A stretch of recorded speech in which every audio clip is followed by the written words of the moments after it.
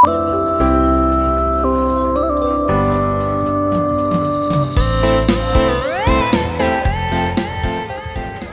morning mga Kapapa Jacks. Nandito ulit tayo sa Kings Park ngayon.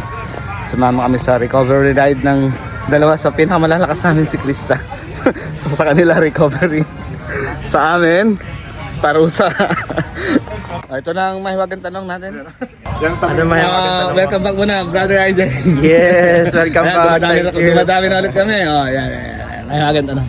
Ano bang recovery ride? Dapat ba maano yan, mabagal, mabilis? Pag recovery ride, pag nag-chill ka tapos may umatake, buntutan mo lang. Oo. Kasi 47 eh. Ito may kasalanan. Ano yung recovery ride? Recovery Ito ride. mukhang mabait to eh. Ano lang yan Pero sa kaya? kalsada, ano eh. Ano lang kaya, recover lang talaga. Recover lang. Oo, control mo lang yung ano mo, yung face mo. Control mo lang. Wag kang umatake. Control mo yung hininga. Tapos wag kang umatake. Huwag kang matake. Ano brother, anong pakiramdam ng recovery ride? Alak ko, pag recovery ride, magkasama kay RJ at kay Genesis. Yun, no. Ayun po yung advice.